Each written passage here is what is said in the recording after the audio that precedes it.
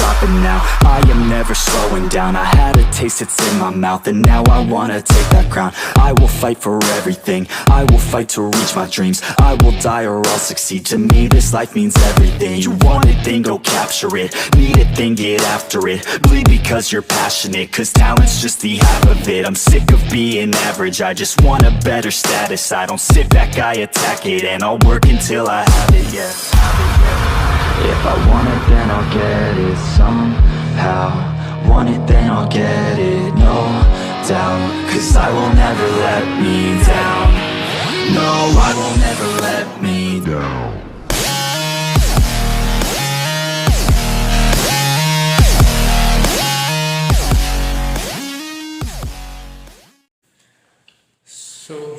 So hey guys, this is Vijay and I'm back with another episode of interviews, and today I'm sitting down with Coach Vijay.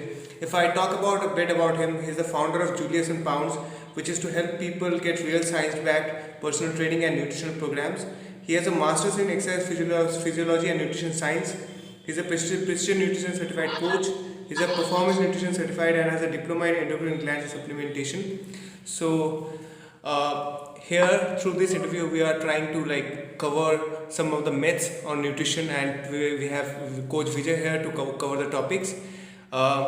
Just before starting this interview, I want to ask Coach Vijay to give a short introduction about himself, about his early life. Hi. First, actually, I did my schooling in Chennai, in India, Tamil Nadu. So after my schooling, I did my engineering in MIT. During the course, I realized that that's not my cup of tea, and that's not what I was destined to. So actually, after that, I shifted to filmmaking. So I was an independent filmmaker, and I worked as an assistant to directors in the Tamil film industry. And I was also doing professional photography during that time. It was basically weddings and event photography. So when these things went on for 4 to 5 years, and when things didn't happen the way I wanted it to happen, and I just wanted to give it a break. So when I gave this a break, so that's when I actually came into the fitness industry, So it's like a long travel from someone. When I was born, I was destined to be an engineer. So that's what my parents wanted actually. Actually, they wanted me a doctor. I missed it by a very few marks. And then engineering, then filmmaking, photography.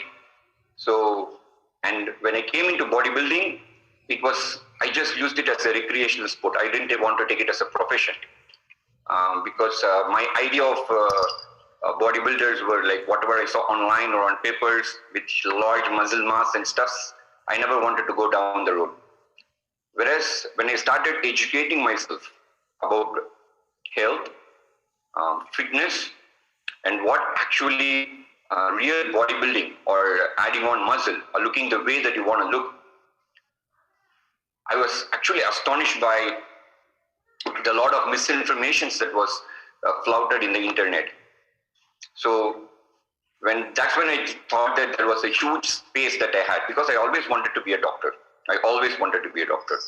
And because I missed my medicine, that's when I came into engineering. So I thought that now I had 3 things in hand. I had a strong science background, and I had idea about photography, filmmaking. So, and then the passion came in for health. So I thought that I could really create a niche. I found there was a vacuum down there. You understand, where all 3 are clubbed. Someone with all those 3. So understanding of the science became very easy for me, the real science. So I was able to decode whether something was a myth or whether something is real science. So it was very easy for me to do that. And also with photography and filmmaking by my side, I had a huge advantage when I was personal training with my clients, because I could really document it very well. And so I actually started it offering as a package to my clients. So that's how I got my clients, initial stages. So what I started doing was okay, you have a transformation, 12 weeks, 24 weeks, we do that. So I shoot the whole process during the phase. So I do the editing and all those stuffs. And I used to give it as a freebie. You join there, you get it as you get it documented. So then I started charging for it down the line. So, and after that I moved to UAE. When I moved to UAE, my knowledge really expanded. To be very honest, it grew exponentially.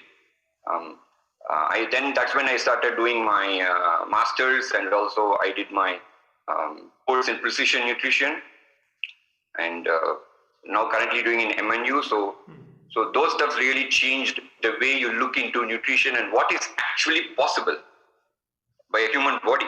You know, we are really capable of achieving something amazing when you really understand the real science that is behind it. So I realized that as a natural athlete or a natural bodybuilder, or just as a general population or a recreational athlete, being natural, you can 90% of us can achieve the physique that we really want to do. So, and now I'm trying to just master the art and gain more experience from it. So things have been so nice. So all good. So far, so good. So Coach Vijay is a perfect example that how important it is to be educated and know that what you are doing. The main topic I will dive into it right now is like clearing some of the myths that are in the industry right now. So Coach Vijay, one of the questions is like, is there something like eating according to your body type? Like people, if I really say like William Herbert Seldom was the one who coined these terms, as much as I know, the semo, meso, ecto. So, do you believe in like someone should eat according to their body type? Okay.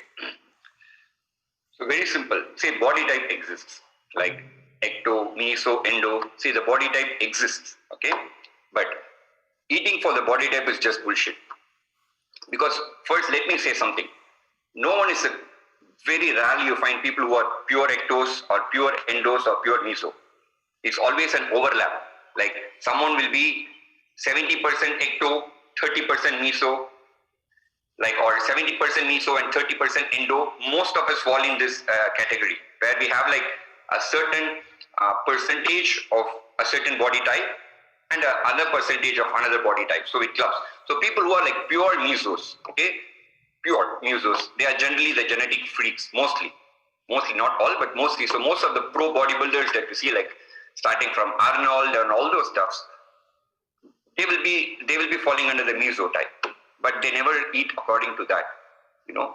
So I find a lot of I think there's also a famous fitness influencer who promotes eating for body type. You see a lot of his advertisements coming in YouTube, like, you know, you got to, in order to maximize your gains, you have to know your body type and eat according to that. No, that's bullshit. Science doesn't support it. It doesn't work that way. And so generally how they say is like, for example, if you're an ecto, which means that you're a hard gainer. So they try to push in a lot of carbohydrates in their diet. Okay, if you're an endo, okay, so they reduce it. For a meso, they try to balance it. No. So based on your goal, your nutritional balance is what is important, and sustainability. So any diet which you can sustain to for a very long time, it works. It works, simple.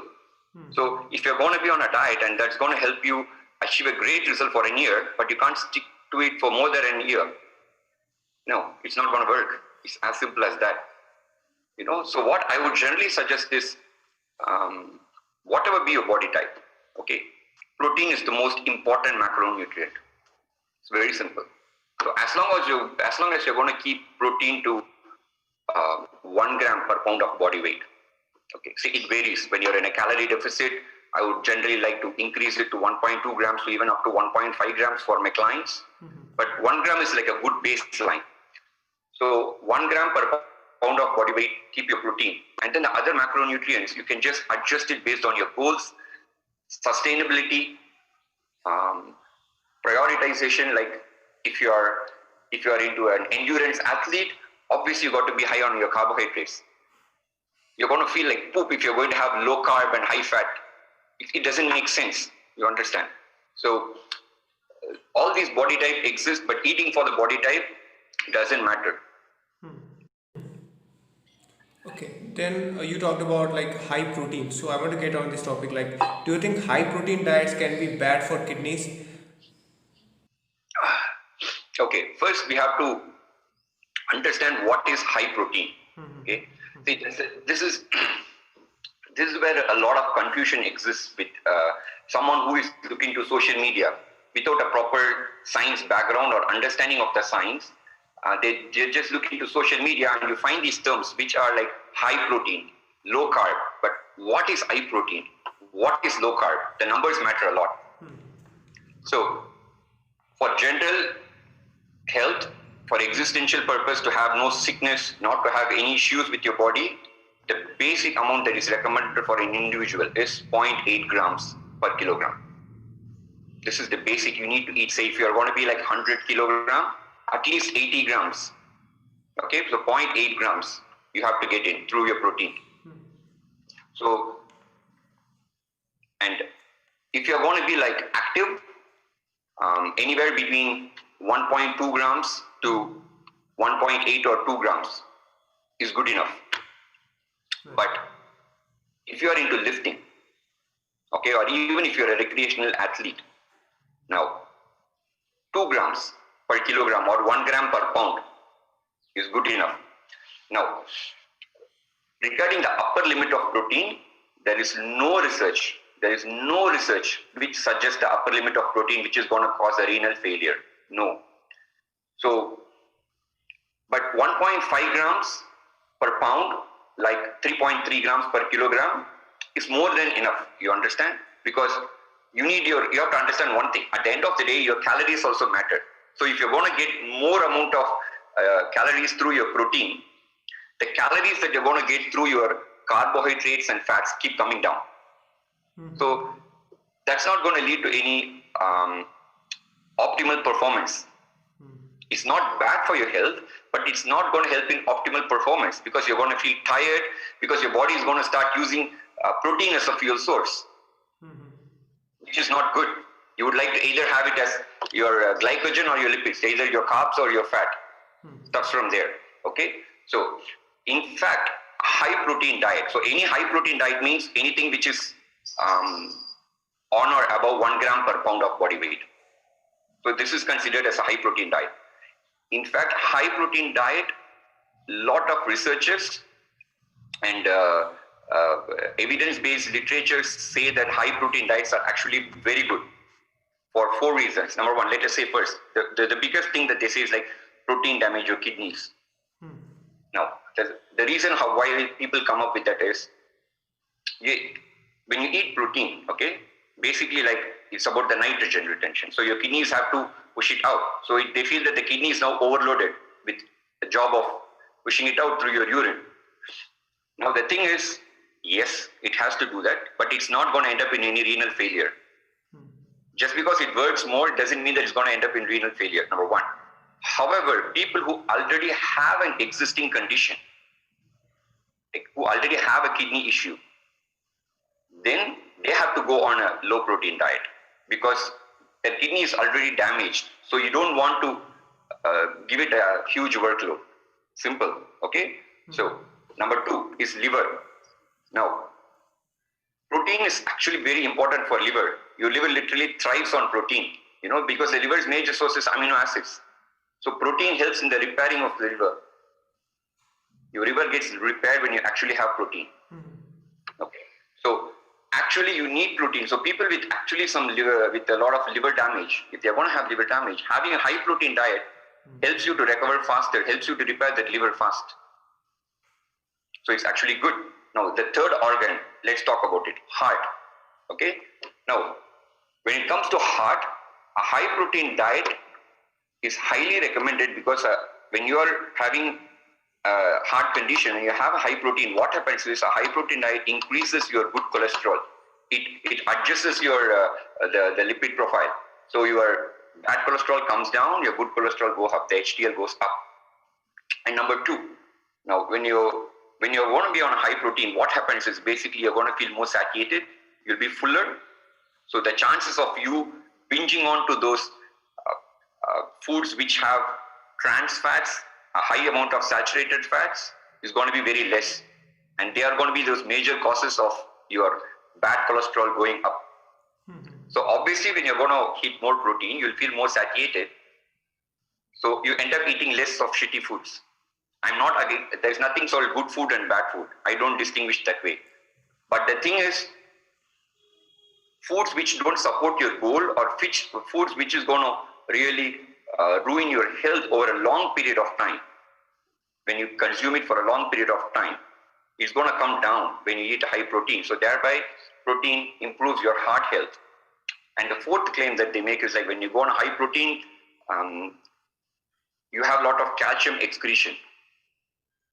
Okay, yes, when you're on high protein, there's calcium excretion, but there is no research, there is no evidence-based literature which says that the excretion of calcium is from the bone. You understand? So it's not from the bone.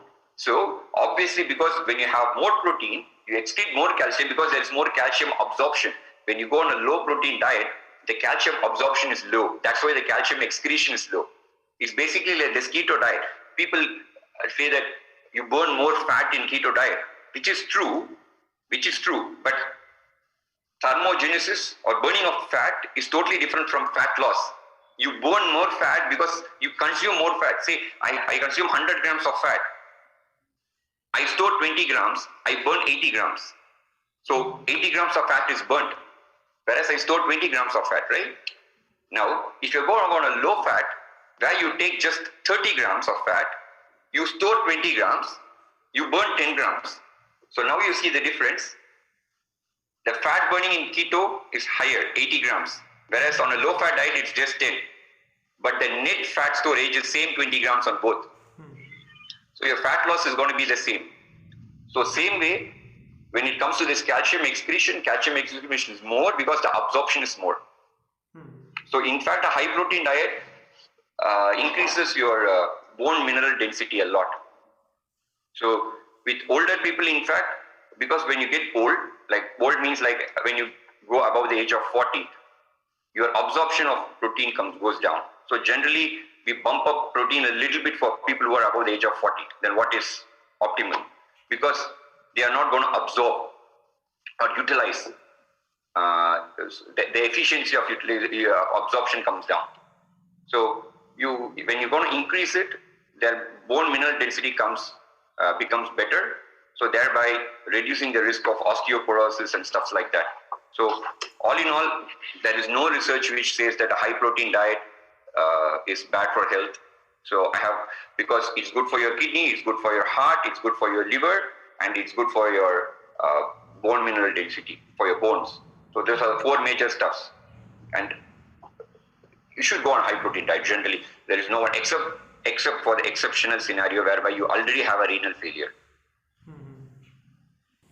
So that was a question, like you talked about keto. My next question was going to be about that, but the main thing is in today's time it has been so much like the celebrity especially. You know what? I just love talking about this keto because I love trash talking about keto, because I feel that's one of the most shittiest diet plan that is existing, like a specific diet program that's existing online, for just a major simple reason that it's not sustainable.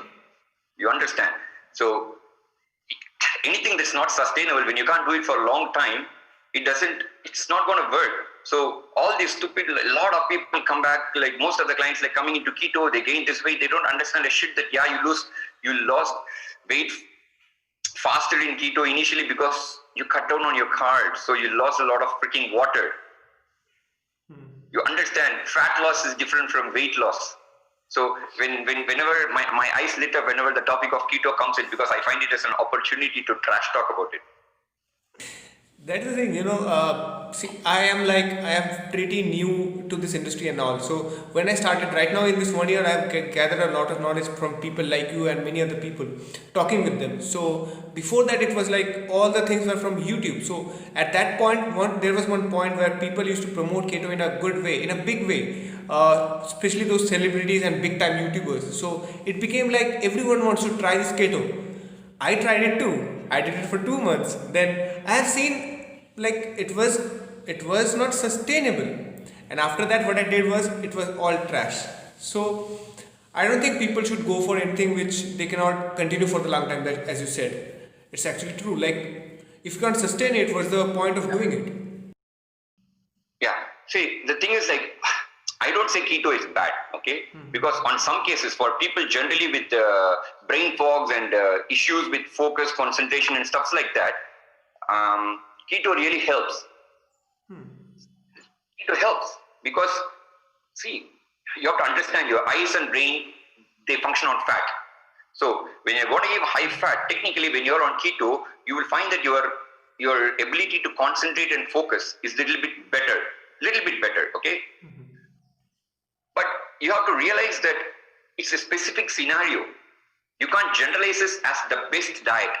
So for someone who is struggling with that aspect, you can take keto. But when you're going to say that keto is going to help you in faster fat loss, no. See, keto is going to help you in a fat loss the same way an Atkinson's or a paleo or a high carb diet or a low fat, it is going to work the same way as everything else, as long as the calorie deficit is the same. So I have nothing against keto diet, but the thing is, the way it is being marketed, that is wrong. So when you go online, you have to understand one thing. Now, let me assume 15 years back, okay? Like I think you might be somewhere around 5-10 years old, maybe. So, or even take 10 years back in India. How many people took up bodybuilding as a profession? Very few. Right. Very few. Take the period of Arnold, 90s, Lean period, Dorian Age period. When it comes to even the Western world, okay, it was not a profession where it was giving you a major source of income. So what they do is they compete. But for example, Arnold, he was working as a constructor when he was preparing for bodybuilding. He was into the construction business, him and Franco Colombo. Whereas when time evolved, what happened was you start use bodybuilding and then you actually make revenue through other platforms like selling supplements or ebooks or magazines, so advertisements, stuff like that. Whereas now you have to realize that what has actually happened is over the last decade, fitness has become an industry.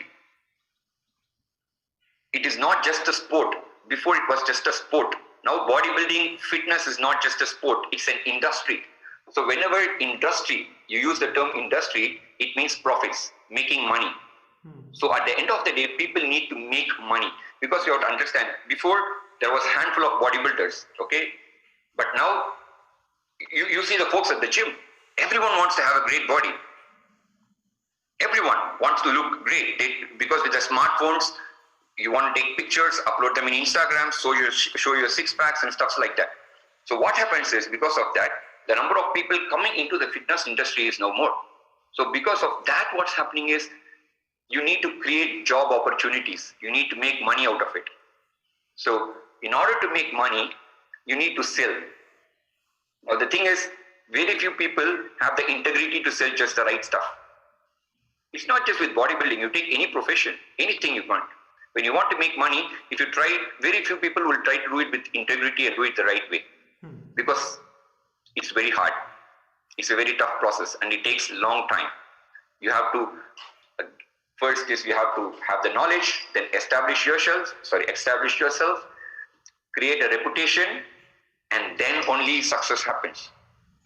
So you can't blame them about this marketing stuff going on to YouTube, selling those stuff because they want to make their money. So rather, I feel that the onus is on the viewers. You need to go research where the right sources are. Right. YouTube is not your right source. Google is not your right source. No, your right source is proper scientific education, or go to a coach, hire someone who is really good at that, who has a strong background. And they are not going to be cheap. You are not going to get them for like the $50 ebooks. No. So you have to understand that. So people, when they are not ready to invest on their health, I won't say spending. If you're not ready to invest on your health, or if you want quick fixes, those are the ones who generally end up in these traps. They just end up buying those stuffs. So, because now there are a lot of good information available. There are a lot of people spreading really good information. But they don't market themselves way too much like what a normal person does, like what the famous influencers do. Because a very simple reason that the influencers need to do that, because they don't have anything else to sell. They don't have the knowledge to sell. They don't have a proper background. So they can't use their brain, honestly. Sorry. So they just need to make waves. Whereas people who are really sounded, really good at that, they don't do that.